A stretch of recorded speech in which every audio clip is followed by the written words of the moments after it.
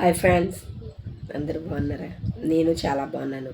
ప్రతిరోజు మీ అందరి కోసం నేను ప్రేయర్ చేస్తున్నాను. ఇప్పుడు లెంట్ డేస్లో ఉన్నాం కదండి. నేను ఏం చెప్పాలనుకుంటున్నానంటే, ప్రతి ఒక్కరు కూడా ఫాస్టింగ్ ఉండండి. 15 ఇయర్స్ నుండి 50 ఇయర్స్ వరకు ఎవరైనా ఫాస్టింగ్ ఉండొచ్చు. దేవుడికి మనం ఎంతకంటే ఏమీ చేయలేం కనుక నా రిక్వెస్ట్ మాట. మా ఇంట్లో మా హస్బెండ్ మేము ఉంటున్నాం ఫాస్టింగ్. మీరు కూడా అందరూ యవ్వనస్తులు మెయిన్ ప్రతి ఒక్కరు కూడా లెంట్ డేస్లో ఫాస్టింగ్ అనేది ఉండండి. దేవుణ్ణి కనిపెట్టడం అనేది ఒక వరం. రకరకాలవి భుజిస్తాం, రకరకాలవి కొనుక్కుంటాం, లోకంలో ఎన్నో ఆనందాలు చూస్తాం, సంతోషాలు చూస్తాం. కానీ మనం ఫాస్టింగ్ చేసి నైట్ మనం ఏమైనా తీసుకొని తింటాం. కానీ జీసస్ మన కోసం ఈ లోక విజయం కోసం 40 days డే అండ్ నైట్ అతను ఏ ఫుడ్ తీసుకోకుండా ఫాస్టింగ్ ఉన్నారంటే అది మామూలు విషయం కాదు. అతని కొరకై మనము ఫాస్టింగ్ చేస్తూ దేవుణ్ణి ఆరాధించడం అనేది గొప్ప ప్రీతి. అది నాకు పిల్లలు పుట్టిన తర్వాత నేను ఫాస్టింగ్స్ లాస్ట్ ఇయర్ ఉందామనుకున్నా, ఉండలేకపోయాను.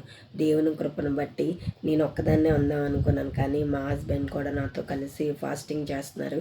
దాన్ని బట్టి దేవుణ్ణి స్తుతిస్తున్నాను. ఎందుకంటే మనకి దేవుడిచ్చిన మంచి అవకాశం ఇది. అందుకే ప్రతి ఒక్కరూ ఈ లెంట్ డేస్లోని ఫాస్టింగ్ ఉండి దేవుడిని ఆరాధించడానికి, అతని శ్రమలు ధ్యానించడానికి ప్రతి ఒక్కరూ కూడా సిద్ధపడండి. ఎందుకంటే ఈ లోకంలోని మనము జీవిస్తున్నామంటే అది కేవలం ఫుడ్ వల్ల కాదు, సంపద వల్ల కాదు, సంతోషం వల్ల కాదు, ఆనందాల వల్ల కాదు, కేవలం దేవుని కృపను బట్టే. మన దగ్గర డబ్బు ఉంటే మనం ఏం బ్రతికిపోలేం, మనం నచ్చినవి తింటే మనం ఏం బ్రతికిపోలేం, మనకి నచ్చిన ఆనందాలన్నీ పొందడం వల్ల మనం బ్రతికిపోం. కేవలం దేవుడు దయ, జాలి, కరుణ మన పాపాలు క్షమించి మన వైపు చూడబట్టే మనం బ్రతికి ఉన్నాం. అందుని బట్టి దేవుణ్ణి చాలా గణపరచాలి.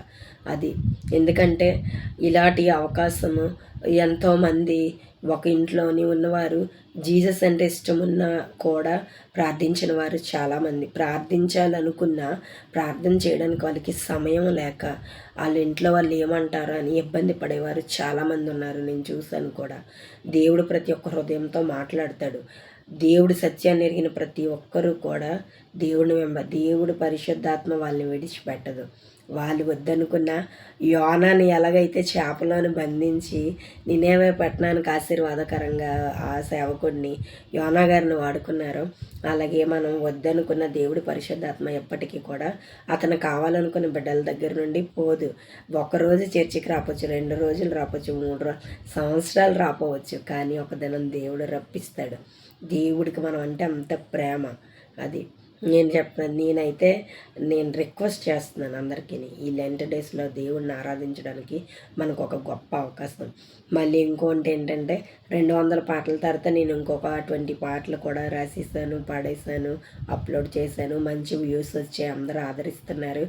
నాకు సబ్స్క్రైబర్లు రాకపోయినా పర్వాలేదు, నాకు మాత్రం ఈ పాటలు విని జీవం మన ఇష్టం కాదు, ఈరోజు ఉంటాం రేపు ఉన్నాం.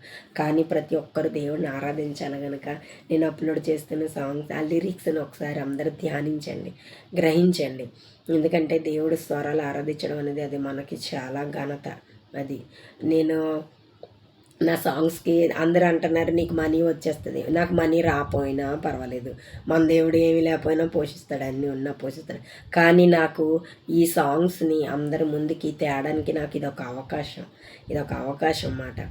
నేను ఇంకా ఎలాగా అంటే ఒక్కొక్క చర్చికి వెళ్ళి నేను పాడితే ఇది అందరికీ నేను స్ప్రెడ్ చేయలేను. నాకు ఇది ఒక అవకాశం, యూట్యూబ్ దొరికింది. దీని ద్వారా ప్రతి ఒక్కరు దేవుడిని ఆరాధిస్తారని నేను ఆశతోనే పాడి ఆ సాంగ్స్ అన్నీ పెట్టాను. మీరు తప్పకుండా ఆదరించండి. ఇప్పుడు కూడా ఒక 6 సాంగ్స్ పాడాను, అప్లోడ్ చేస్తాను, చూడండి. ప్రతి ఒక్కరు దేవుడిని గణపరచండి. అంతకు మించి మనం ఏమీ చేయలేం కనుక అందరికీ మరొకసారి thank you so much. God bless you all. Bye.